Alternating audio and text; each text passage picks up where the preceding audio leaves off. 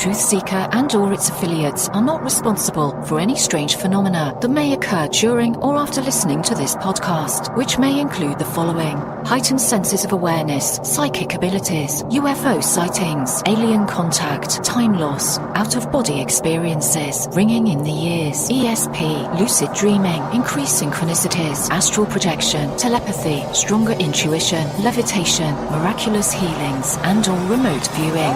Please be advised to listen at your own discretion.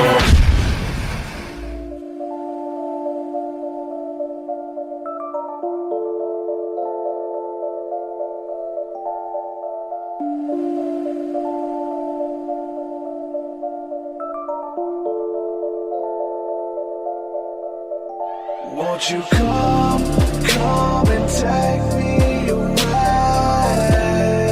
I just wanna be with you. Won't you come and take me away? To a place to walk on troubled seas, faith to stand when I don't believe. I just wanna be with you. Won't you come and take me away. I just wanna be with you. Won't you come? You are now locked into the Truth Seeker podcast. Gargoyles! Psychics! Everything's ungodly! Dark Savage! Streaming live at truthseeker.com. She's not a Christian! Give it up, y'all. Your portal to the paranormal, esoteric, and all things spiritual. She's tampering in dark-sided stuff! And now, your host, Truth Seeker. Hey, what's up, ladies and gentlemen? I'm your host, Truth Seeker. This is the Truth Seeker podcast. I'm excited, delighted to be with you guys now. As always, we got an awesome show lined up for you. We're going to be talking about all things spiritual, as always, but we're also going to be talking about aliens and UFOs, which is a topic that is very much so near and dear to my heart. And we're going to have somebody who is well-versed in the field of all things ufology. So if you guys have any questions or any comments during the live stream, make sure that you post those there in the chat, and I'll try to ask our guest today. And if you have any questions for myself, make sure you send those over, and we'll talk about it, man. It's all good. So I want to say a huge thank you to everybody supporting my work via Patreon. This is a listener-funded, listener-supported show. Doesn't exist without your help. So thank you for believing in my work and partnering with me.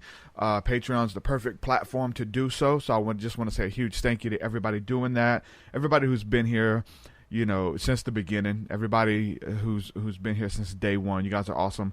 But I want to welcome some of the newcomers within the last week or so. Shout out to my friend Jasmine Bellamy. Thank you, Jasmine, for coming on. Shout out to Salvador Villa and my friend Nisa. Thank you guys for coming on, believing in the work, and your support means the world. If you'd like to support, go to patreon.com/truthseeker. There you get access to my entire discography of music, which is 200 plus songs. There's also a bunch of new music there. Now I think I got 7 or 8 songs that are new, that aren't available to the general public on the Patreon back end. You get access to our Thursday night School of the Mystics, bunch of really cool stuff. Make sure you go over there and check it out. Patreon.com/truthseeker. Also, if you have not had a chance yet to get a copy of my book, it is Spirit Realm, Angels, Demons, Spirits, and the Sovereignty of God, foreword by Jordan Maxwell. And for all of the UFO fans out there, E.T.s, interdimensionals, all of that kind of stuff, Chariots of Fire, I talk about my experiences and where that stems from in this book here. So I cover it all. Make sure you get it, truthseeker.com. Get you a copy there. We just had our first co-ed retreat, which was amazing. We had a great time. People came in from all over the country to hang out and do some breath work and guided meditations and go hiking with us in the forest down here in Alabama, and we just had a beautiful time. And so just want to say thank you to everybody who showed up, and it was great to connect in person. I love connecting with people all over the world over the internet, but something special whenever you hold a public, personal event where people get to come out and you get to hug one another and just kind of build. We had a great time. So if anybody is interested in maybe the next one, I'm looking at probably around April. So all the info will be at truthseeker.com. If you want to go ahead and get tickets there, they'll be up very soon. So without further ado, we're going to go ahead and bring on today's guest. Today, my guest is my friend Philip Mantle. Philip, welcome to the Truth Seeker podcast, my friend. How are you? Yeah, good afternoon, Derek. I'm fine, thank you very much. Good to have you. We first met through, I think I left a comment on Calvin Parker's Facebook, trying to get in contact with him about doing an interview a couple years ago, and you responded with his contact info and how to get in touch with him, and inboxed you or whatever, and we set it up, and it was one of my first and only on location interviews that I did with Calvin Parker, and went down to pretty much where he lives. He was the one with the Pascagoula UFO abduction experience, and had a great time, meeting with him and bringing my crew in and interviewing him, and just seeing, how, he partnered with you, and you really helped to amplify his story, his message, putting together the book. And so you're his essentially publisher, and you've put a lot of work in over the years, and finding people who have amazing stories and takes on UFOs and aliens and that phenomena, and helping give them a voice with your publishing company, Flying Disc Press. Yes, I mean, I remember the interview you did with Calvin way back when. Now it can't be 2 years, surely. Yeah. I'm sure it is, but I do remember it. And of course, I've just been writing about Calvin today.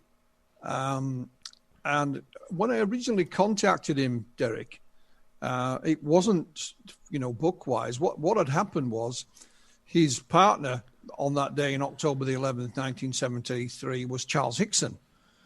Charles sadly passed away in 2011, but I'd got the rights to republish a book he wrote with a chap called William Mendez in 1983. And I just thought, as an idea, maybe I could find Calvin Parker and just get an interview, put it in the back of this book. But by the time I did find him, it was too late, I published that book. But nonetheless, I thought, an interview would be nice. So it took me about 3 months, but I tracked him down. And when I spoke to him on the phone, he was very polite, but didn't say an awful lot. Now, unbeknown to me, in the background, just a few weeks beforehand, Calvin had been at a funeral. And coming out of the church, he signed a book. I think it was a book of condolence. And he wrote his name. And those coming behind him started, winking and pointing. There's the alien guy. And it kind of upset Calvin. First of all, he thought it was disrespectful to his deceased friend whose funeral they were at. So his wife, Waynette, on the way home said, well, why don't you write, a book? Because even I don't know everything that's happened to you. You never told me everything. So he kind of said, yeah, all right, darling, I'll write a book. No intention of doing it. And then I turned up, and he just happened to mention it to me. Oh, I'm thinking about writing a book. So I said, well, maybe I can help you. So with Waynette on one side and me on the other, he did, there was no turning back then. But he was glad that he did write it. It kind of lifted a heavy burden off his shoulders, and the book went on to be very successful. We followed it up. That was called Pascagoula: The Closest Encounter.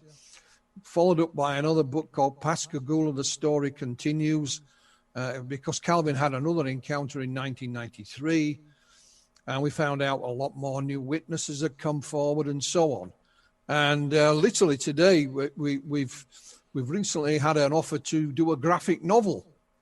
And I was writing part of the introduction, which told how I came across Calvin in the first place, which was just by chance. Somebody said, I think this is his email, and away we go.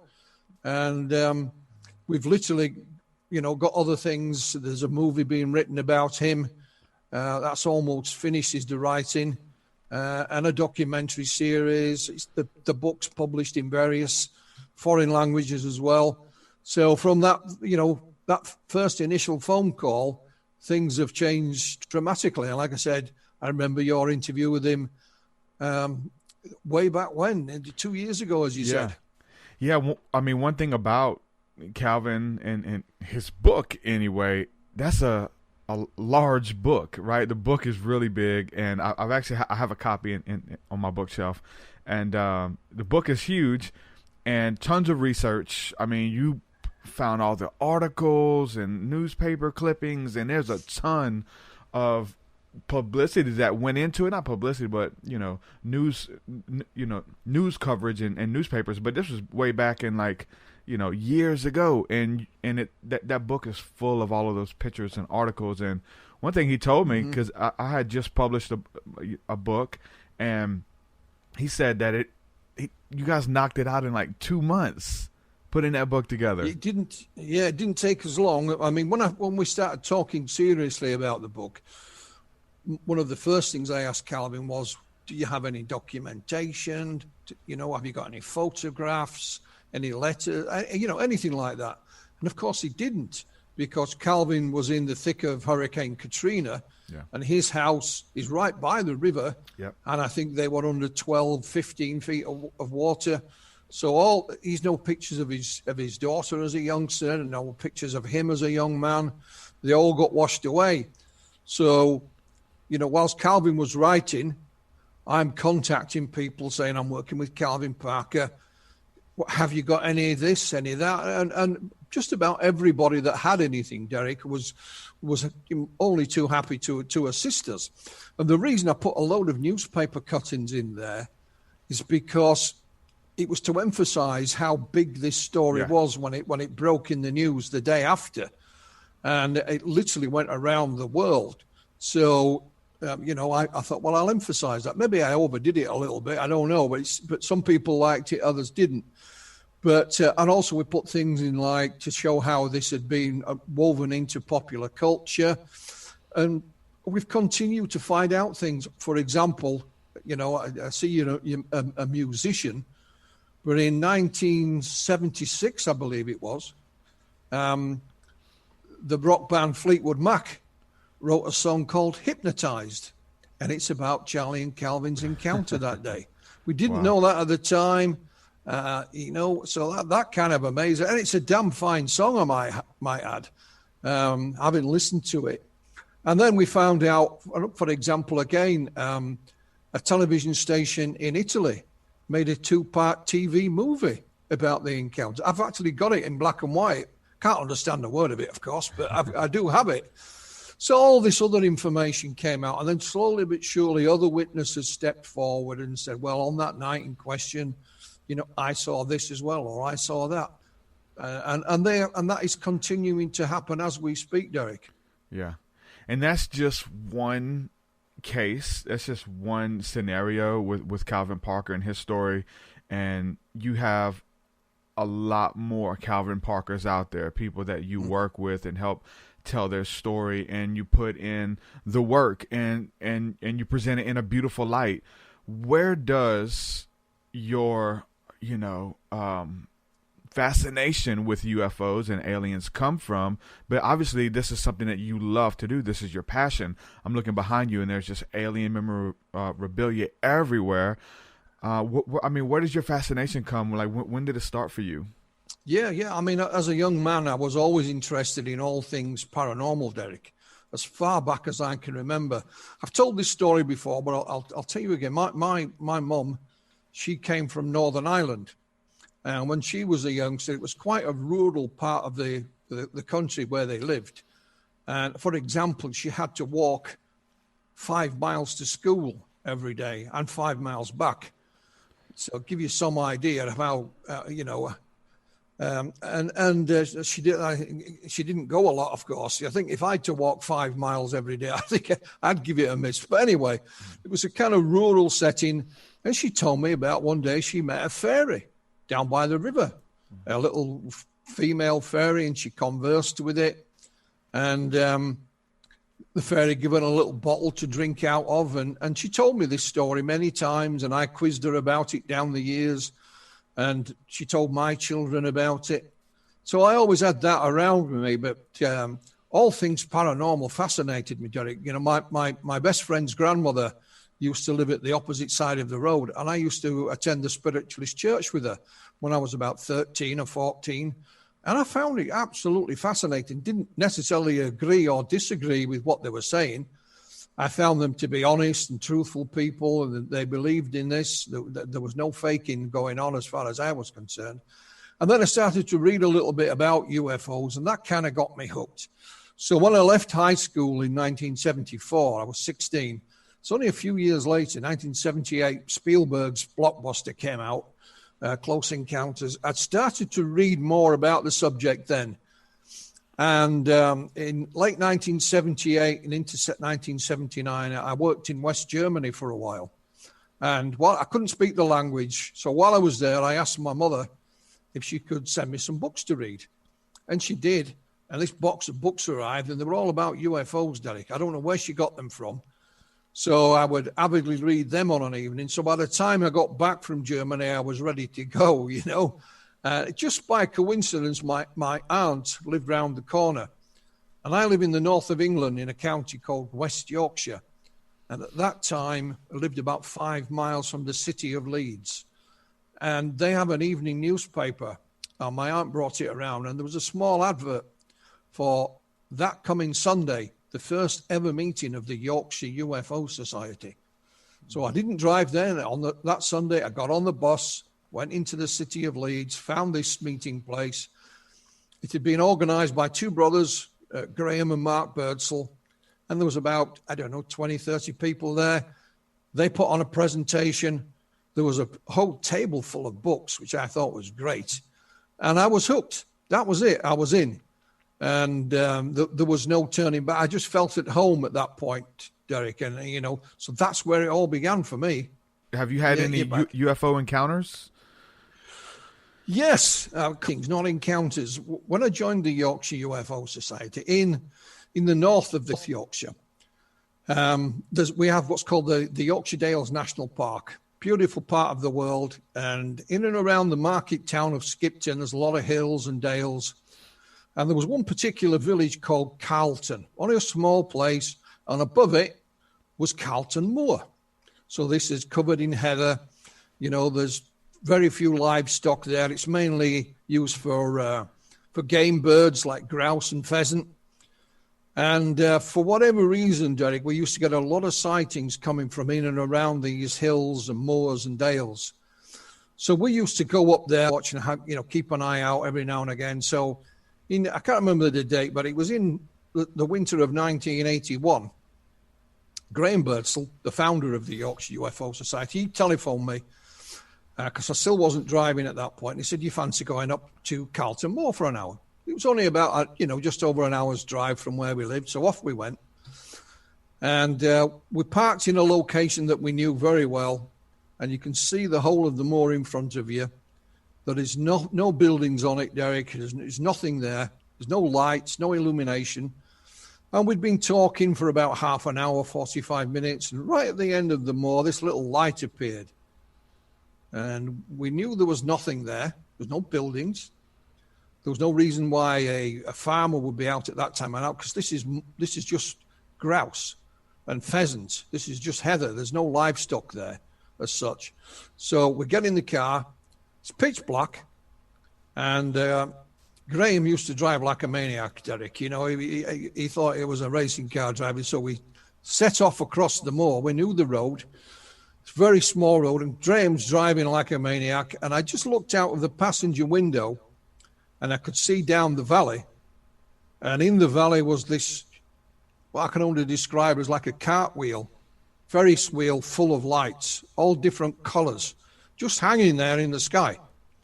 It's a bit like if you got the London Eye and took it off its axle and stuck it in the sky. It's huge.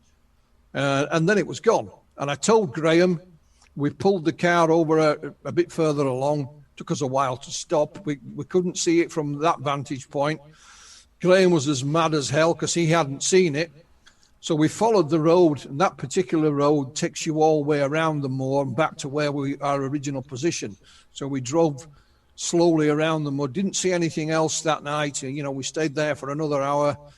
And make of it what you will. I have no idea what it was, but it was fairly similar to some of the reports that came out of this area. And I'm only sad that Graham didn't see it as well. Sadly, Graham's no longer with us, so he can't back that up. But that's what happened that night. Wow. And that left an impression on you. Well, it did. What it did, Derek, it convinced me, not that I needed much convincing, that investigating this phenomenon wasn't a waste of time. There was something definitely there. And, so I invested as much time in it as I could, as simple as that. And what is it of just the need to get this out? I mean, you formed a publishing company that caters to, UFOs and aliens and people with what is the need to get this out to the public? Yeah, well, I just felt that there is something there that further study. Having witnessed it myself, and down the years I have interviewed and spoken to people from all walks of life. And so the way I look at it, Derek, is perhaps when you go back in time slightly, when people were observing strange things in the sky and didn't know what they would document it. We now call that astronomy. Rocks can't fall from the sky. Well, they do. It's meteorites. But they didn't, at the time, they didn't know what it was. So I look upon, we're doing the same kind of thing now with UFOs. We're not entirely sure what they may or may not be. There's lots of different ideas and theories. But let's do our best to document it. And hopefully we'll find an answer that will satisfy everybody at some point. And that's why I think it's important. It's a valued area of study that's largely gone ignored by conventional scientists. Yeah, you've heard just so many excuses or people denying it, and people who know, like people who know some things, and they're, I don't know anything. And it was funny because like even Neil Tyson DeGrasse is like, yeah, he's like 0% proof he doesn't believe in UFOs and aliens, but now he has a UFO alien show coming out about the possibility of life. And it's like, come on, give me somebody who believes or who has had experiences to kind of lead this stuff. And so you're helping people with their books. You're putting out your books. You've been writing for years, and you have a essentially a large library of work as well under your belt. But you're putting out a new one, which is called Introducing UFOs, A Young Person's Guide. What is that about? Is it trying to reach out to the next generation of seekers and people who are having these experiences and how to study? Yeah, absolutely. I mean, I've discussed this with colleagues on and off for a number of years. And, wherever you are in the world, if you're at high school, you are the next generation.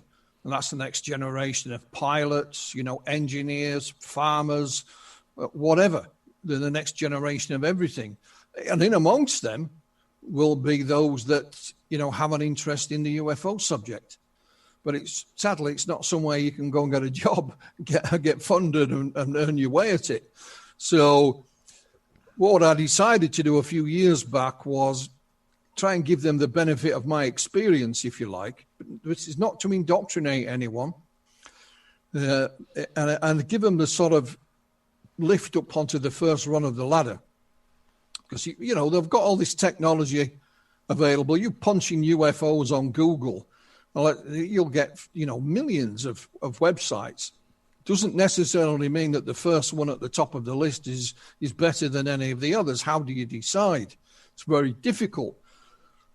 So I decided to write Introducing UFOs and have it illustrated by a friend of mine called Ronald Kinsella to try and appeal to that next generation, the high school generation. Yeah. And let's say, I've been at it all these years, and I can give you a little lift up, or I can point the way, if you like, if it's something you want to take up.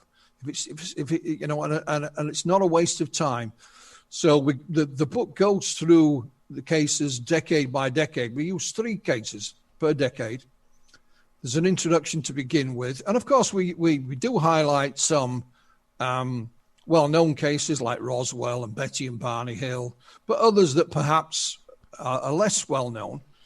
And we have a UFO photo file right in the middle, Derek. 'Cause I know when I was a young fella, if I got a book, I'd pick it up, look at the back cover, then I'd flick through it to see what the photographs and illustrations were like. So we've got, it's not too text dominant. It's about 150 pages, a nice selection of pictures and photographs and documents, and then wonderfully illustrated by Ronald Kinsella. So hopefully the illustration. I'm looking at the cover. The cover looks great too. Yeah. Yeah. Well, that's Ronald's artwork. Hopefully we can help them along the way. Similarly, Derek, when I was started in this field, a lot of the work we used to do was in paper format. So I have all the files and things like that to fall back on. And we're looking at where we can leave these files once we're no longer involved or no longer here, in fact, so that we can preserve them for the next generation as well. I'll give you an example. There's a colleague of mine called John Hanson, former retired police detective. And John has been going around the country for years now, rescuing UFO files that were looking to be thrown away or disposed of. John has got something like 500,000 pieces of paper. So he's got a huge archive of this material, which he's making public via his own publishing venture called Haunted Skies. So look that up as well. So introducing UFOs hopefully is pointing the next generation in the right way.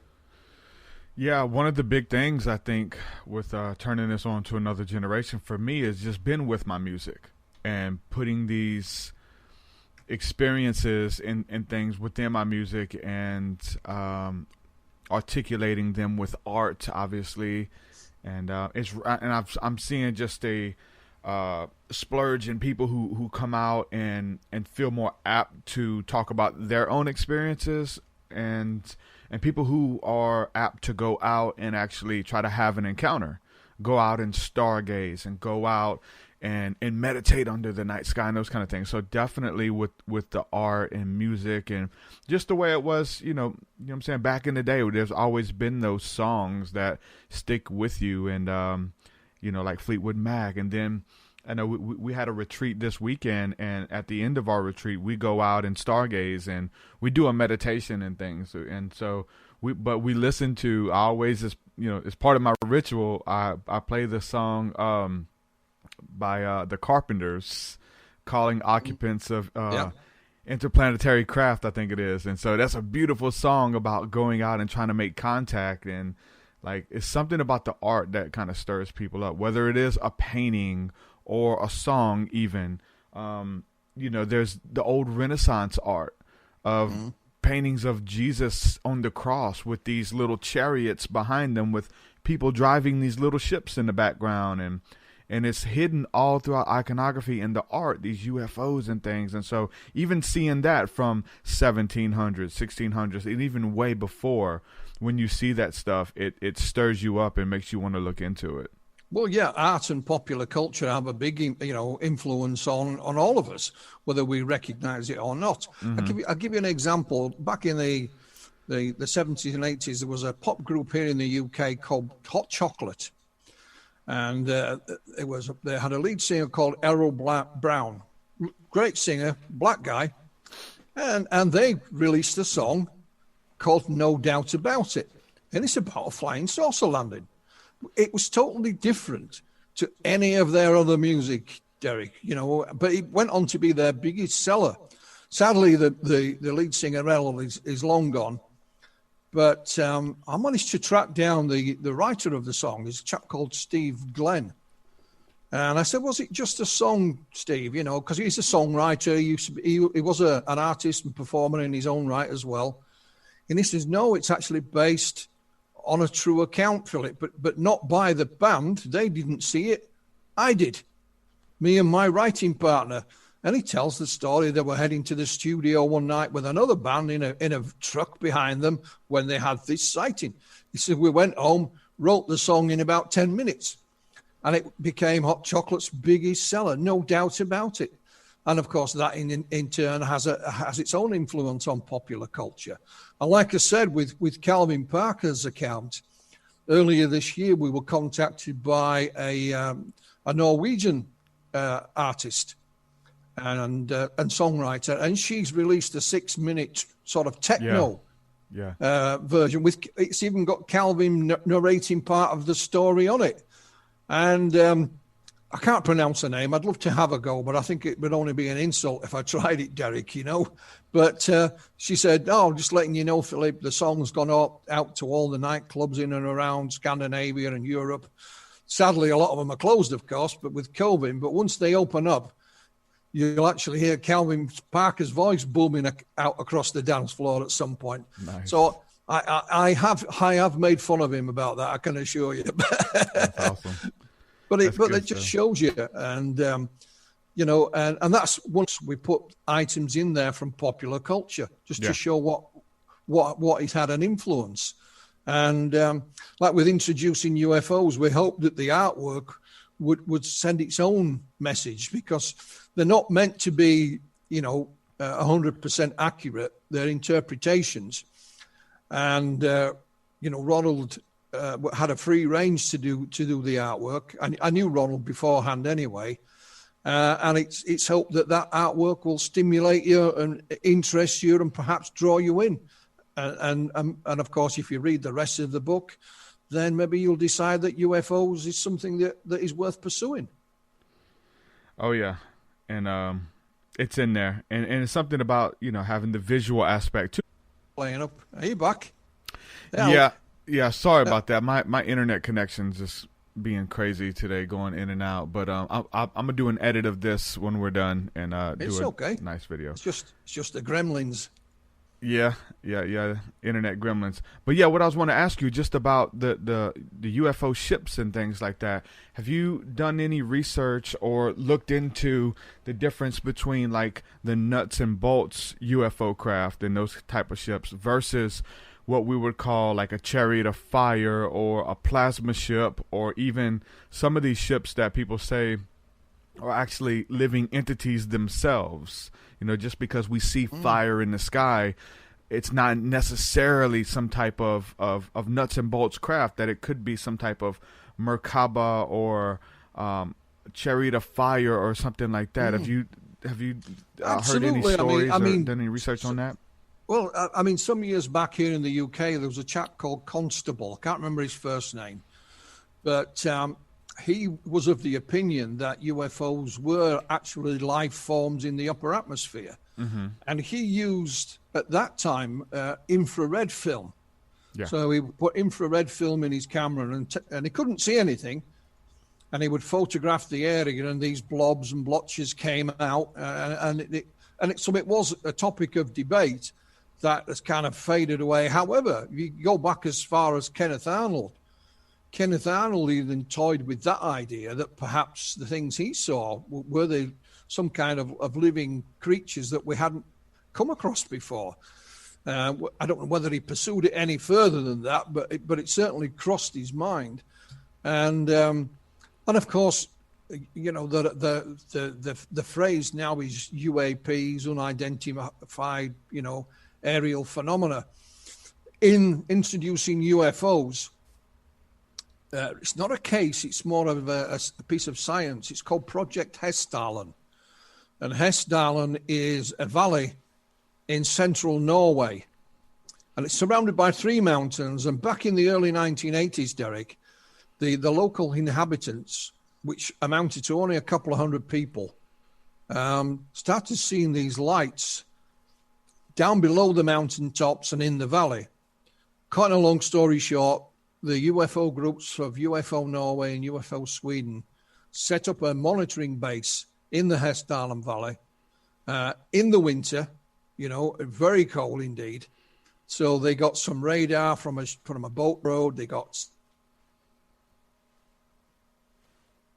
you name, and they managed to capture the lights, on film, so you could confirm it was there. And continue to study. In the end, you'd be batches of scientists going out there. Even the late Dr. Alan Hynek went to Hessdalen, I think in 1984, and he saw the lights himself. He called it a UFO laboratory. I went out there sometime later, didn't see the lights, but I was there. So you come forward in time now. It's now run by a chap called Erling Strand, who was one of the original founders. And there is a scientific monitoring station in the area 24/7. And you can log on to Project Hess Island's website and look at all the stuff they have. They have school parties go there. It's taught in high school. And of course, they have a webcam now, which has captured the phenomena on camera. So you can actually see it moving across the valley. In the early days, when they tried to use video cameras in the winter, they used to just freeze solid. It gets that cold. So all the early photographs were still photographs. But these are these balls of light, balls of plasma. Yeah. So that's another area of study that's in the book Introducing UFOs. Yeah.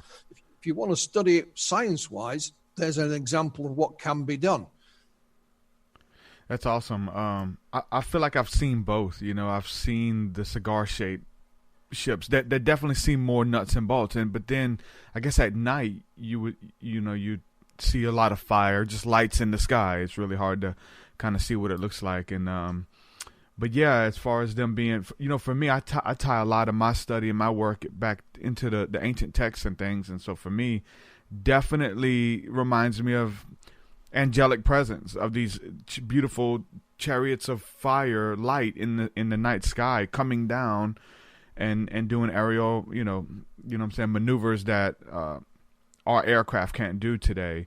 When it comes to good and bad UFOs, it's this big debate, and then obviously the work you're doing there, you're what I'm saying, being involved in this early on and hearing all of these stories. And I think a lot of the early UFO stories, 70s, 80s, 90s for sure, were a lot of terrifying stories of abductions and being taken against your will and having tests and experiments run on you. For me, like where we are now, I don't really hear those stories anymore. I really hear a lot about people calling themselves contactees and experiencers, and they're going out themselves trying to make contact with CE5 initiatives and stuff like that. Where do you think that is something that some people would say that the abduction stuff has been phased out? Like that was a true phenomenon that happened, but then it was phased out through contracts with the Greys and different things like that. What's your take on that? Good and aliens versus bad aliens and them being evil and things? I think what you'll see, Derek, if you look at the phenomena we'll use the benchmark of Kenneth Arnold as start for it, just for sake of argument. The phenomena has evolved in its own right, because with Kenneth Arnold, you had the simple flying saucers, that kind of thing. In the 1950s, you had the Space Brothers, Adamski and Co. and others of that nature. They've disappeared. Then in the 60s, we started with the first abductions with Betty and Barney Hill.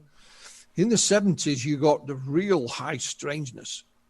I mean, things just got super weird for whatever reason. Then in the 1980s, at the back, certainly the mid to back end of the 80s, we start with large amounts of flying triangles. In the 90s, the abductions really took hold with John Mark and Bud Hopkins. But they're no longer with us. So we've moved on since then. So now we have a whole mixture of things. So you could argue that it is the way we find out about the subject is through the various personalities, like John Mack, like Bud Hopkins, like before him it was Alan Hynek, and so on. If you think about that now, there isn't such a personality in the field like that. So we end up with all kinds of things. Plus what we do have now, Derek, is the internet. And so it allows you to share all the information from around the world, in the click of a finger.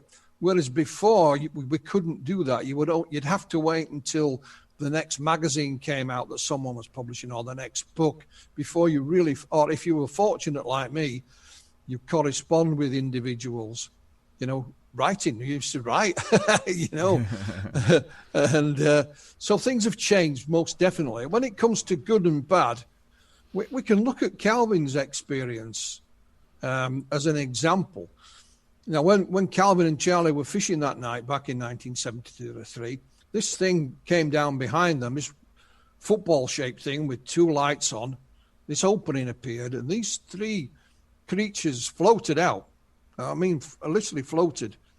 They were described as humanoid, but with no neck, no eyes, no mouth. They had protrusions out of the side and one out of the front. They had mitten or claw-shaped hands. The legs were stuck together. They never moved. And they had skin that was gray, but it was like an elephant skin, all wrinkly. Now, two of these got hold of Charlie and one got hold of Calvin. Didn't hurt them. Didn't hurt them in any way. Took them on board this thing.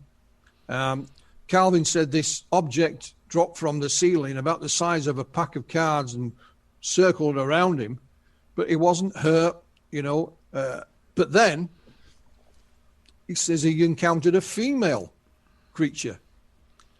And Calvin, both consciously and under hypnosis, he says she's evil. She's pure evil. And in his second encounter in 1993, this female being is there, as well as the other ones. He just calls them big, ugly things. And she got hold of Calvin, and he said, I was determined that I'd had enough of this. And they got into a fight, basically. Calvin was trying to kill her. And he thought she was trying to kill him. So, and he's still calling her evil. He used some different expressions, let's put it that way. Choice words. Yeah. So, but the ugly things were just stood there and didn't do anything. So were they good, or were they just under the female's command? It's different. It's difficult to say. I mean, if we go right back to 1994, it's when I published my first book. It's called Without Consent. It's out now because I've done a revised edition. But it's all about the encounters here in the UK, nowhere else. And they don't really know. Some said it was E.T., some thought it was some kind of spiritual experience. Others had no. Some were frightened. Others thought, this is great, And, I'm special. They've chosen me for a reason. So there's a whole mixture of things. And like we tried to emphasize in introducing UFOs, we don't hide anything there. We've got Betty and Barney Hill. We've got Travis Walton. Got another case from Scotland, from a place called Fife. It's a whole mixture of things, not hiding anything. So whatever, where you want to study the subject, that is something for you. And similarly, when it comes to try and make any sense of the subject, there's lots of different avenues you can go down, Derek, and research that particular vein of things. It's just very difficult because there is so much information there to cherry pick and say, I'm going to investigate just that part of the subject, which some people do, of course, and to great effect. So it's very difficult for me to say. I've not cherry picked. Everything comes across my desk from time to time. Yeah.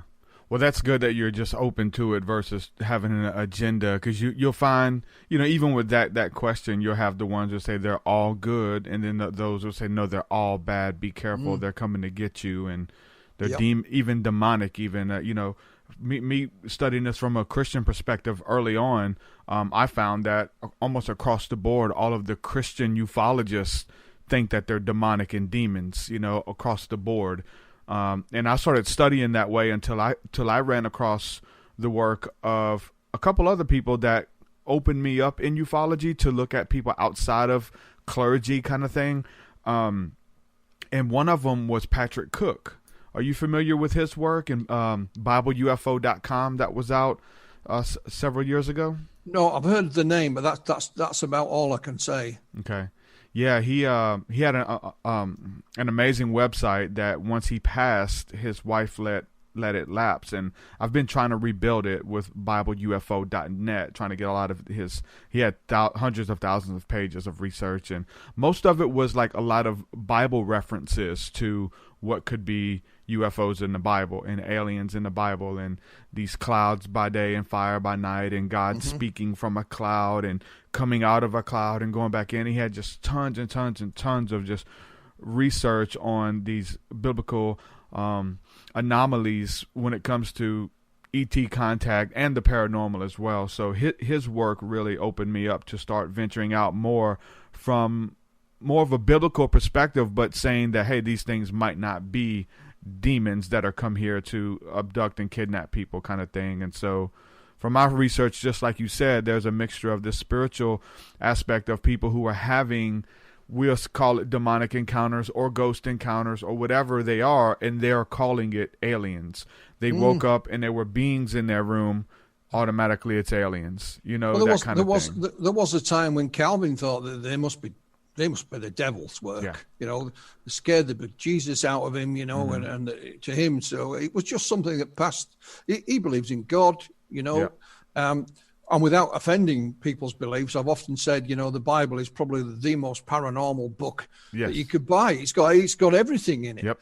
And of course, there is the ancient astronaut theories that goes back. I remember reading Eric von Daniken's book, his first book, Chariots of the Gods, with the subtitle, you know, Is God an Astronaut? Found it fascinating. I'm not saying I agree entirely with it, but I found it nonetheless fascinating. And was fortunate enough to meet Eric some years later in Vienna, but nonetheless fascinating. So, but like I said, I remember one lady here in the UK. She had what we call a close encounter, and she totally believed this was of a spiritual nature. And afterwards, she said she became a spiritual healer. Yeah, she said, I did not have this. I'll call it a power, but I did not have this ability prior to this encounter. It all started that day, and she was grateful for it. She found it amazing. But like I said, you know, there's a bit of everything, whichever way you want to study it, and it's there for you. Yeah, that's what I figured, you know, and so I guess leading to my next question, what do you think about the CE5 initiative and people going out trying to make contact, whether it's through meditation and asking for sightings and asking for these ships to show up? It seems like you're just championing, you know, any type of research and any type of furtherance in the field. What I've done via Flying the Express, I mean, I started it in 2015. The idea behind it was to publish as much material as I could that you perhaps wouldn't find, you know. So the first book, for example, was UFOs over Poland by a colleague of mine in Poland. And some very strange cases in there, Derek, that you will never have read. Then I followed it up with UFOs over Romania by Dr. Dan Farkas. Again, the same type of thing. But, you know, we have a book by Nancy Tremaine. You know, Nancy's interacted with all kinds of creatures and of a spiritual nature, a dimensional nature. Her book is actually called Preordained. That's the name of her book. And it's a fascinating read. I'm not saying you have to agree or disagree with it, but nonetheless, you can still find it fascinating. And so that's the idea behind the book. And like I said, things are evolving within the UFO subject. Yeah. We keep hearing the word disclosure again. I kind of sigh when I hear that, because it's the kind of thing that goes round in circles. It resurrects itself every 5 or 10 years, Derek. It used to be, the last time its incarnation was Operation Right to Know. And they were adamant that the government, whoever that is, were going to release the information. And now we have disclosure, and the government's going to release the information. But I just say, don't hold your breath as far as that's concerned. For example, Derek, let's assume we have information that aliens are real and we're being visited. Who would you trust to deliver that news to the world? Would you trust? I think it was one of the things where the closure's coming from the skies, and if Donald Trump came out and told us about UFOs, I'm not going to believe him. Exactly. So even if you were a Trump supporter, he's only one man. If it was the United Nations, if it was the Pope, there'd always be people who didn't believe it for whatever reason. And of course, we talk about the Western world. There's parts of the world that don't have access to Western technology and television and internet, so they wouldn't know about it in the first instance. So if you're waiting for disclosure, then don't hold your breath. What I would say is, and again, this is sort of highlighted in introducing UFOs, is to go make up your own mind. Don't trust anyone. Yeah. The information is there. You can study it at your leisure. You can find out more information and become as involved or not, but you can still study it and draw your own conclusions when you're ready. Yeah. And like I say, keep the mind open. Don't pick any one particular theory, because what tends to happen, Derek, is if you pick a theory, you will only cherry pick the evidence to support your theory and ignore everything else. Mm-hmm. So it's just like eating the potatoes on your dinner and leaving the meat and vegetables. Yeah. I do think that the spiritual aspect of it is really interesting, and that's probably the part that appeals to me the most. It all appeals to me, whether even if it's government reverse technology, and there's some of us up there, and many people believe that.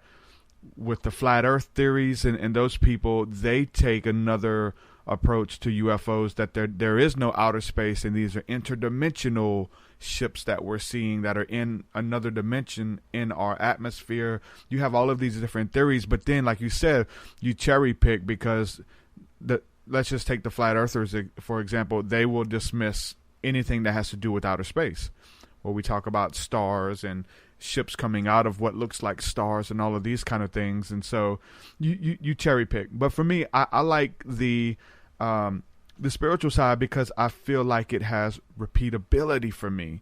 Like, to go out to stargaze and to try to make a spiritual connection and get ships to appear. Like, I've done it. Like, I've spent, a lot of hours under the night sky, the morning sky, the day sky, and I've seen these ships come out of nowhere and almost come even just to say hello. Wait till I acknowledge them. Like, I see them. Okay, there it is. Boom, it's gone. It stays there until I see it. Once I see it, then it disappears. I've seen hundreds. I've seen fleets of UFOs in the daytime. I was looking for it, though. I was doing the research. I'm listening to the interviews. I'm trying to consciously, send those thoughts and prayers, and asking the Creator that if it's something beautiful, to let me see. And like, in this period of a good probably 4 years, I was seeing so much stuff. From your point of view, Derek, if you believe in the Creator, then whatever UFOs are, then he created them. Even if they are evil. Well, that's it. Yeah.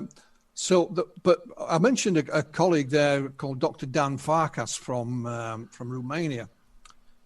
Dan has a theory that, yes, we are being visited, but the beings that are coming here are not a couple of thousand years in advance of us, not tens of thousands, not even hundreds, but possibly millions of years in advance. And that's why we can't make any sense of it. We're not high enough on the evolutionary scale. Yeah. And it gives an example there. Like I said, if you've got a TV set and put it in an ant's nest, the ants would know it's there. They would run all over it and be able to feel it and see it and touch it. The soldier ants might even attack it, but never in a zillion years will be able to figure out what it is and where it comes from and how it works. Yeah. So, if you put humans on a similar scale, we are the ants of the universe, and the things we see are so advanced, we just can't make any sense of it. Yeah. And that was just an idea, and I found it kind of interesting. I'm not saying it's right. I'm not saying it's wrong. I just found it a different way of looking at it. And also when you talk about the good and evil here on this planet, we test all kind of things on animals. Yeah. On dogs, on rabbits, on chimps. We'll test out, medication and all kinds of stuff. Vaccines. So are we evil? No. Yeah. It's subjective, right? Yeah. You go and ask the monkey. Yeah. And if he could speak, he'd probably say, "Yeah, what you're doing to me, you're evil. You won't let me out this cage." I mean, But yeah, then- it's the same thing that we would do if we had, if we, and we most likely have, found down ships. We're running experiments on these and locking them up, on these ETs and things. Yeah, but what I'm saying is, when you're talking about the ETs doing things to us, Yeah. are they evil? Or is it just that we're the lab rats, and they're whatever they come from, whatever culture they have, whatever laws they have, that it's justified in doing those kind of things because we do it. Yeah, I'm with you 100%. And so just because something's uncomfortable, we like to think that it's evil or bad. You had to go through this uncomfortable situation. Same with that, right? It's like when we go around the world, things are different from country to country. Yeah. They're not necessarily good or bad. They are just different. Yep. And sometimes ignorance leads us to think that, no, what they're doing is wrong. Well, it's not wrong. It's just different. And it's as simple as that. So when it comes to good and evil aliens, I don't know. I'm not sure. But it's an area that's worthy of further study, is it not? Yeah. And we got a bunch of questions here in the chat, and I'll try to translate some of them to you. My friend Jaguar here, he's bringing up something that we experienced together back when we were going out all the time. It was his first time, and I was trying to tell him about my experiences and going out and seeing UFOs, and if you believe it, when we'll go out, then you'll have a sighting and all of that. So we ended up going camping down here in Atmore, Alabama, and the goal was to go make contact. The goal was to go out, meditate, play some music under the stars and that kind of thing, and really see if we can see something. And we were in the country, and so there's a level of expectation that we built up for him to come out with us and do it. And so we went out, and literally within an hour, I think it was 12 ships that we counted, these 12 just lights in the sky that were traveling and doing strange aerial maneuvers. And within an hour window, we counted 12, and then no more, and no later from like 10 to 11. And that was it for the rest of the night. We were playing music, and it was just a beautiful experience for us.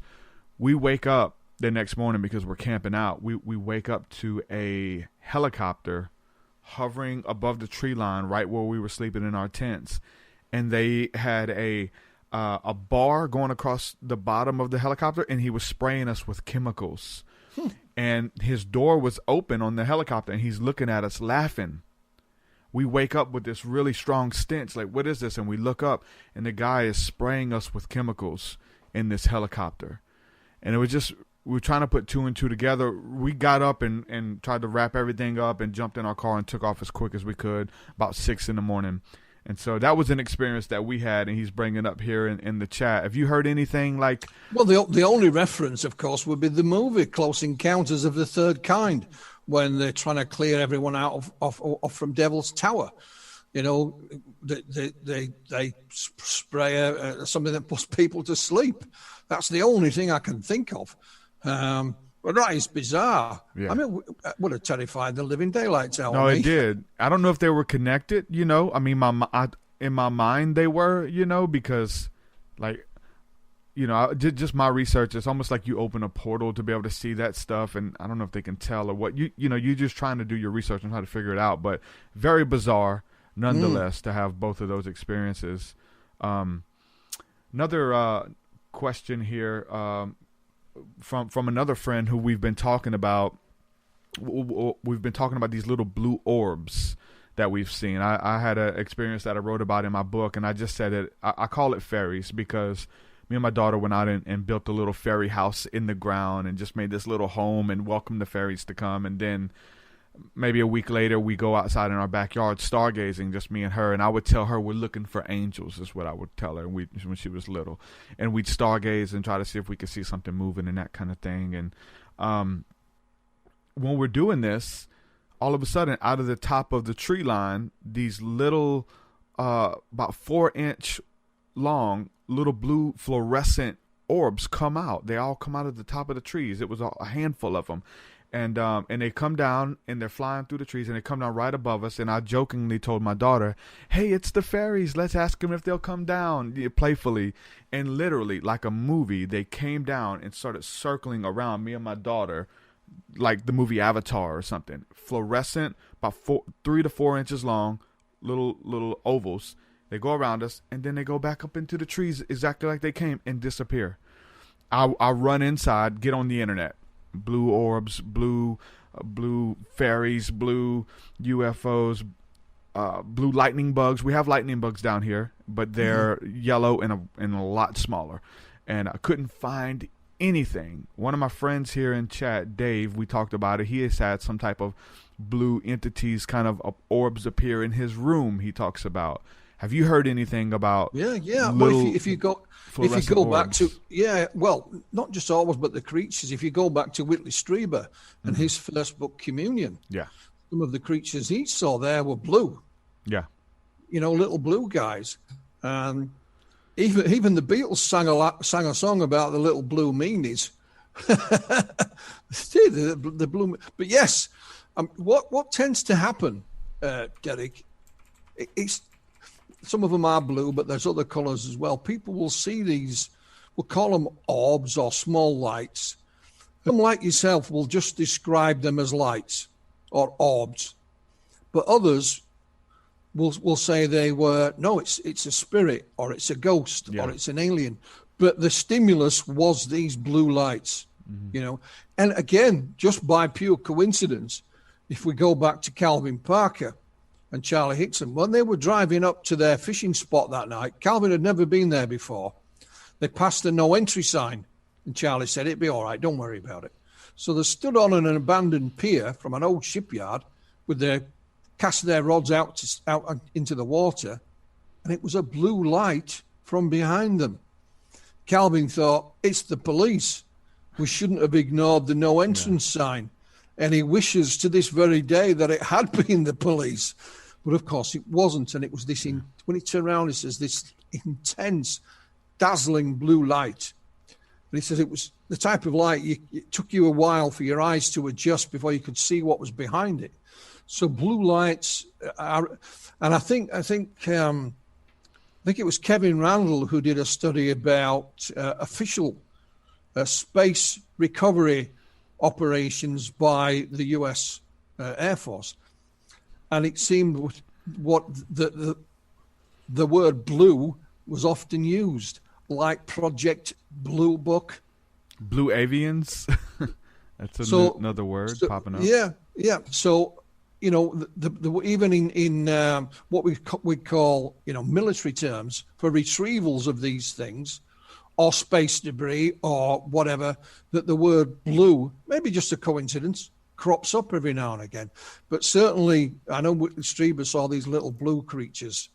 Yes, so it's not unheard of. Yeah, it's interesting. Keep going back to Calvin. I know you probably heard me talk about it in the interview, but I went out to Pascagoula, very close, and this is before I knew exactly where it was. I remember hearing about the story, but it had been some years removed for me, and going out to the Welcome Center and right there across the bridge in Pascagoula, there's one there, and I would go out there and try to make contact, and it was so cool to talk to Calvin after having my own experiences out there, and I was like, I need to get up with him. I would love to see if he would like to kind of go back out and make contact. And I brought it up to him, in our interview. He's still a little skittish, but he seems open to it, at this part of his life. And so, yeah, I've had those encounters in Pascagoula as well.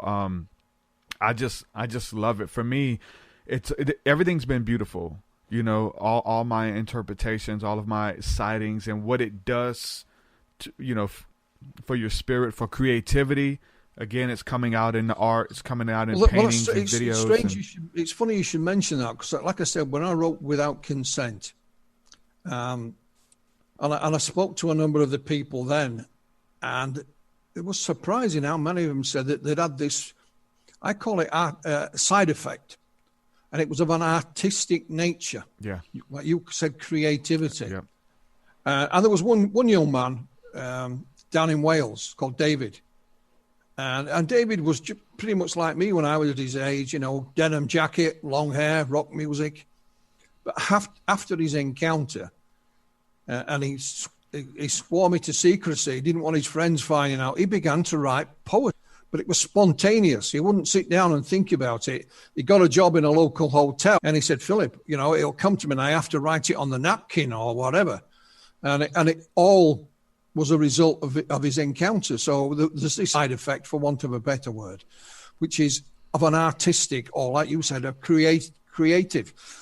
And I'd love to have studied that further. So it's a question to be asked, I would think, if someone's had such experiences. Did you have any side effects? Did anything happen to you, good or bad, as a result of this? And one of them is that creative spark. Interesting, is it not? Yeah, for sure. I mean, just the awe and wonder, and it's just like a natural phenomenon, I think, for me. Well, I wouldn't say it was supernatural, but it was like it brings this part of you out that maybe you didn't know existed, or it opens up so much more. At least for me, it did. What about? So we're talking about the government. We're talking about disclosure. What's your take on the government finally coming out with this branch of the military called Space Force, where they're going to try to police outer space and protect the Earth, or whatever they plan on doing? When they came out and they were vocal that that's a branch of the military now, Space Force.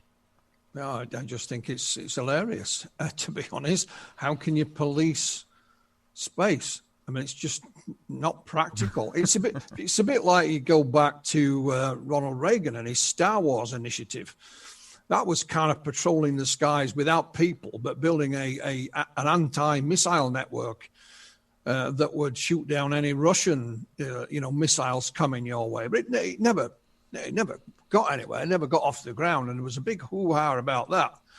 But I'm no disrespect to the American president, but it just seems like a crazy idea. How the cost of getting into space, the difficulty of living there, hasn't gone away, and how you would patrol it. Who owns space? America doesn't own it. We UK get up there first. We do. Yeah, we don't. You planted flags on the moon, but it doesn't mean you own it. Surely, space belongs to no one or everyone. So how we would police it? I just think it's crazy. I don't give it much thought at all, to be honest, Derek. Yeah. Yeah, I do too, and I think for me it goes back to, them being so far advanced of whatever is traveling here from outer space that we don't want a war with it. You know what I'm saying? Like I think in an instant they could, if they wanted to, they could wipe every living creature off the face of the earth. About the SETI program, wasn't it? That we shouldn't be sending messages out into space because what if somebody hears it, and then when they get here, they don't like us very much. Yeah. So, but no, Space Force, it sounds like a television program, doesn't it? Well, they just made one, and that's what they always do, right? They just try to, and it's some weird comedy. They just got trying to get, it almost seems like celebrities to kind of like make it seem fun or something, laughing or like a joking matter, because they literally came out with the show Space Force right after, probably a year after they announced Space Force. Yeah, maybe we should send a few celebrities into space. That'll be good for a laugh. I could put a few on the list, or a few politicians. Yeah. Let me ask you about this other experience that I've had, and I've seen this twice. Once when I was a teenager, and then several years after.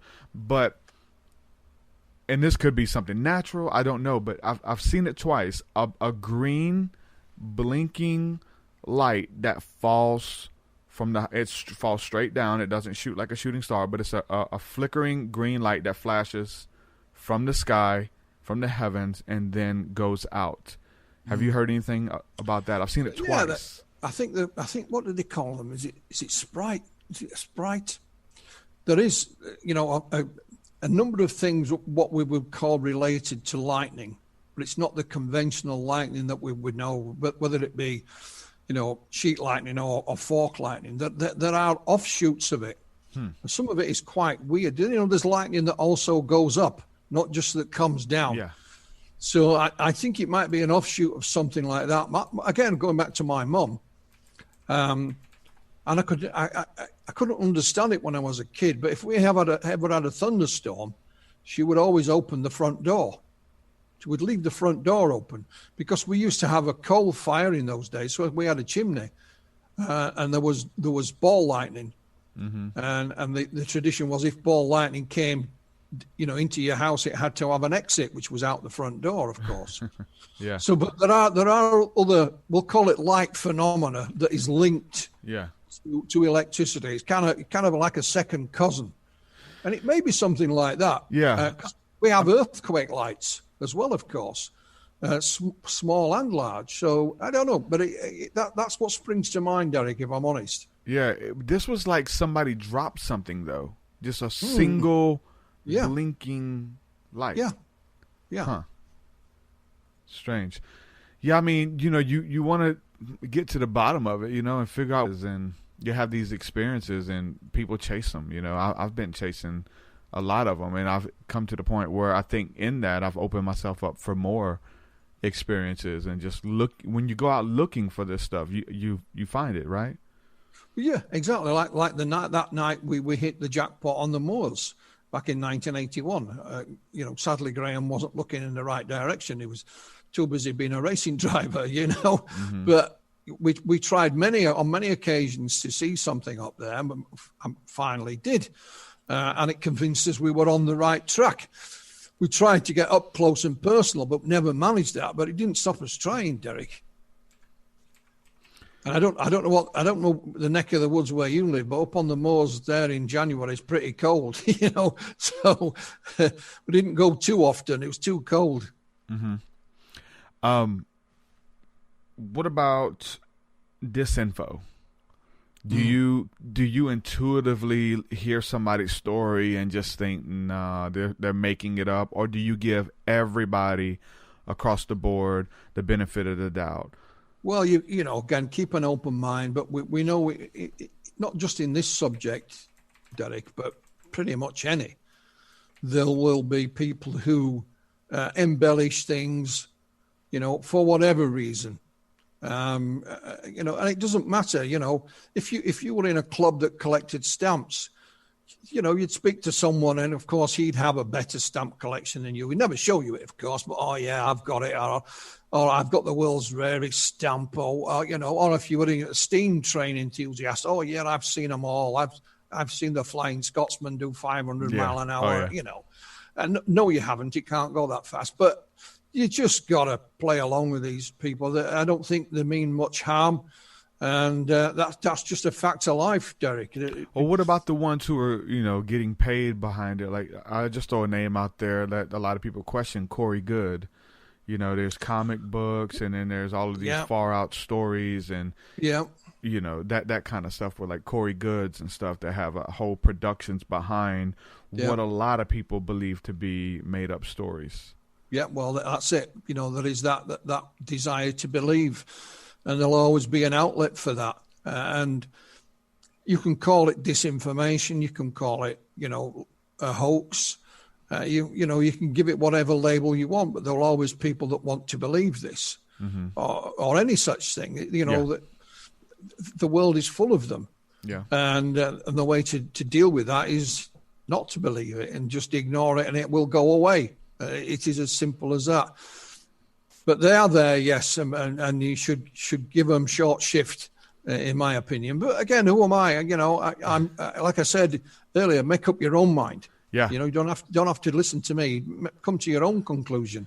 And when I've interviewed people down the years, Derek, I've never said to them, "Well, this is what's happened to you." I've always let them come to their own conclusion, because who am I to tell anyone? Yeah. And if they believe that these are fairies at the bottom of the garden and they're happy with that. I mentioned that young man, for example, in Wales called David. David had a close encounter. He was abducted. It was very frightening to him. He was only a young man at the time. He had to have hypnotherapy because he had nightmares. He couldn't sleep. Yeah. And I asked David, sometime afterwards, what was this thing? What's the nature and origin of it? He said, Philip, it must have been the Russians. Now, he doesn't think for a minute that it was the Russians, but something bad happened to him that night. And the only bad guys around at that time were the Russians, i.e., therefore it must be the Russians. Yeah. So who am I to argue? Let him believe that. If it's his way of dealing with it, then that's fine. That's fine by me. Yeah. Another question here from Jaguar says, can you ask Phil if he has ever seen them fight, either seen or the wars, the UFO wars, like them fighting each other? Have you ever seen them, or have you ever interviewed anybody who's pretty convincing? I remember somebody that I interviewed before he passed away was Ed Grimsley, who claimed that you can go out with night vision goggles, and he claimed that he would see them have fights and shootouts in space, like Star Wars even. And that even for me lends to, there was something that Edgar Casey said, that the Battle of Armageddon would be fought in outer space. But have you read anything? Have you heard any eyewitnesses? Well, there's only two things. There's I think it goes back to the 1990s when there was one of the shuttle cameras, and you saw this thing. You could see this dark sky. There's this thing moving, and then all of a sudden there's this huge streak of light is fired towards it, and off it goes. It made the news at the time. It was sensational, and they were thinking that's us firing at it, and it got out of the way in time. When it comes to one-on-one, the only one I know of I keep referring back to him, is Calvin. In 1993, Calvin went out on the fishing boat on his own. He'd only planned to go for a couple of hours. So he got a drink of water and something to eat. And he said it was lay there looking up, and you could see this cloud, and this cloud opened. There was an opening underneath it, and in he went. Cutting a long story short, this female alien was there again, and she'd hurt Calvin. And he said, I've had enough. And he was paralyzed to begin with, and he said, I'm waiting for an opportunity. And he managed to get hold of her and bang her head against the wall. And Calvin was actually looking for an opening, a doorway. And he said, even if we'd be suspended in the sky, I was going to get hold of this female creature, and we're both going out the door one way or another. And it meant if it means I die, but she's going to die with me. But then, the big ugly thing interceded, and that was the end of it. So those are the only two things that spring to mind, I'm afraid. Yeah. I've heard a lot of stories about it, and this war, this battle that's being fought in the heavens and stuff, and it's very interesting. So I wanted to ask that question. Well, it's nothing new, is it? You're a Christian man. There's the war in heaven in the Bible. Yeah. And the devil's cast out. He ends up on the losing side. So wars in heaven are nothing new. Like you said, some of the ancient texts in other languages and cultures, they talk about battles in heaven and flying machines. So it's nothing new in that respect. Yep, 100%. Your take on Billy Meyer and his story? I think we can end it there. Billy Meyer is a liar, and all his photographs are a fake. It's as simple as that. Yeah, I'm with you. I think so too. Yeah. I had one of his people come on a couple years ago, and they just tried to take up for it. But yeah, you can. They're his. Yeah, and they were trying to keep going with it. But for some people, Billy Meyer's their way in. Some people like Corey Goode or whatever. They hear their story, and it opens up it opens them to the world of ufology, you know? Yeah, like we said before, people want to believe. Yeah. And it's almost like a cult. Yeah. You know, I wanted to believe it, but when I looked at the evidence, there's no way I could, you know? Well, that's it. If you keep a rational head on and look at the evidence, then you'll come to the same conclusion. It's a fake. Mm-hmm. Simple as that. Did you ever see any other videos or look at the guy? He's passed as well, but Prophet Yahweh had a viral video of him going out and trying to do it was one of the first UFO summonings on camera, but he had the news crew that came out with him, and he said he learned how to summon UFOs by using the Hebrew version of the Bible, and they go out in Los Angeles and he prays and puts his hands up and there's this orb that appears. Did you ever see those videos? I did see it, yeah, but it was a 5-minute wonder, wasn't it, Derek? And it was here and today and gone tomorrow. And I'm pretty sure it reminded me of like a modern day magician, that they can do all kinds of things and they have a TV crew. I've seen Uri Geller bend the spoons in his own home. And I'm not saying he's a faker or anything like that, but if he is, I couldn't see how he did it, So, but again, it's another story that's been and gone. So I don't put any substance on it at all. Sorry. Yeah, it's one of those things. Like, if you want to believe, I mean, you find it. And I found out, early on, again, I want to make sure that's what it is. You know what I'm saying? Like, you don't want to just see a light. I'm like, oh, I seen a UFO just because I seen a light in the sky. You want more proof. Like, I want to see something that, that we don't have to kind of pretend or stretch that this is what it was. I think that the proof is out there and the truth is out there. So I would see lights and I would get excited, but then it would be a plane, or it would be a satellite again, or something. When we look at cases like Calvin's or Travis Walton's, there's other independent witnesses. So you're not just dealing with lights in the sky. It's things, so many people have come forward now that we're confident if we took Calvin's case to court, we could prove something happened to him that night. Because people from all around the area all saw these blue lights, over that patch of the river. And like with Travis, was he 5 or 6 of his work colleagues in the truck, just 100 yards from him, if that. So they're not going to mistake it for a light in the sky or anything other. And there's lots of other stories just similar to that don't hit the headlines, of course. So the evidence is there. You've only just got to look for it. One more question before we go here. What do you think about what people would call chemtrails, or the government spraying clouds in the sky, artificial clouds? Essentially, they turn into clouds to block UFOs traveling so that we can't see a lot of the UFO activity in the sky. Have you heard anybody talk about any of that? Well, I've seen it on the internet, but I haven't taken a lot of notice, to be perfectly honest. Because a lot of the so-called evidence just looks like airplanes to me. I don't see any logic behind it whatsoever. I could, rather than UFOs be involved, I could be interested if they were trying to alter the weather, because it's the one thing on Earth that we can't control no matter what we try and do. So I could buy it if these were some kind of experiments to try and control the weather in some respects. But how could you hide a UFO with a vapor trail?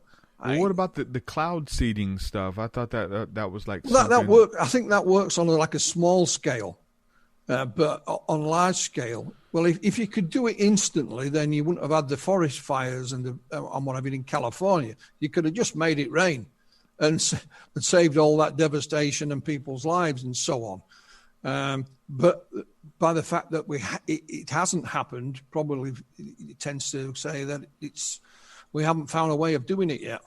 Mm-hmm. Your new book is Introducing UFOs, A Young Person's Guide. It's usually everywhere books are sold. I know it's usually on Amazon, but all of your stuff's on the website. If you want to go ahead and let everybody know where they can go to check out all of your work, because you have a lot that you have done and that you bring to the table. So where people can go to check out your work, Philip. Yeah, just tab in flyingdiscpress.com. That's disc with a K, and you'll find the website there with all the books on. And as you said, Derek, they're all on Amazon. Easy. Good stuff, Philip. Thank you for everything that you're doing, all the work that you're doing to further this field and to encourage people to step into it, ask the bigger questions, which means the world. So thank you for everything that you're doing, and I really enjoyed our talk. Let me know. I guess at the same time, a huge thank you for sending me guests too. You send me a lot of the guests and people that you work with and stuff. So thanks for everything, brother. And I'd love to have you back on. Let me know when you want to come back on. We'll do it again. Well, you take care, Derek, and my pleasure. Thank you very much. All right, brother. Many blessings. Bye-bye now. All right, bye-bye. Philip Mantle, ladies and gentlemen, doing a lot for ufology and helping get a lot of people's voices out there who have had experiences. Definitely check out this brother's body of work. When you have a body of work, and he's been doing it for a long time and doing it really well and consistently, and especially his book with Calvin Parker. I have it in the living room, and it's full of research, full of articles, full of newspaper clippings and all of those things, which I think is really cool. So make sure y'all check out his work, support people who are out there on the front lines doing the good work, man. So Jaguar says, one of my faves on your podcast. Have a blessed day. Thank you, man. Yeah. Good stuff. Again, just approaching it from a non-biased perspective is huge. Just looking at the evidence, and then obviously, make your conclusion. Draw your own conclusion after you look at all the evidence. And the interesting thing, which I believe, and I think Philip as well, that most of these experiences or scenarios are true. Like the universe is so vast and large that two people's story can contradict one another and still be true, which is the interesting thing. My fascination and experiences with ufology has changed and has grown over the years, and has come through art, movies, art and movies and fiction, and even sharing this stuff, almost science fiction, even Star Wars and all of that stuff. But I think a lot of that stuff, they hide really deep truths in these movies, and a lot of people are into Star Trek and things like that, and can go back and talk to you about these different races and of aliens or beings, and the abilities and telekinesis and telepathy and all of the stuff that comes with ufology and seeing UFOs or summoning UFOs even. So something really, near and dear to my heart, and it goes back to the scriptures. For me, it's the angelic. It is the study of the angelic. Even if it is, that people want to know, do you think that it is physical beings that live on another planet? Like, do they go and live? Do they have families and all of this kind of stuff, right? Listen, we don't know. But even if they do have another planet and they travel here, just like the cargo cult theories, that we would call them angels, we would call them gods even. If we go back to the Anunnaki, we go back to the Elohim. These are our gods. They created us. They've been watching over us when we were yet primitive. They've had this technology. They've been here since the beginning. So with that being said, man, do your own research. Go out, make connection under the sky. You can do it. With that, I'm going to say peace and shalom. We got a lot more coming to you guys. I'm excited about what's ahead. If you've not yet supported, go to patreon.com. Look at all the tiers. You get access to a bunch of really cool stuff. With that, I'm going to say peace. Shalom, shalom. We'll do it again. There's the outro right there. Boom. Your will so much higher than mine. So much higher than mine. So much deeper than mine. So much deeper than mine. Well, that does it for this episode, folks. To hear more episodes of the Truth Seeker podcast, head over to truthseeker.com. And if you're wanting to support the show and get rewards, go to our Patreon page at patreon.com/truthseeker.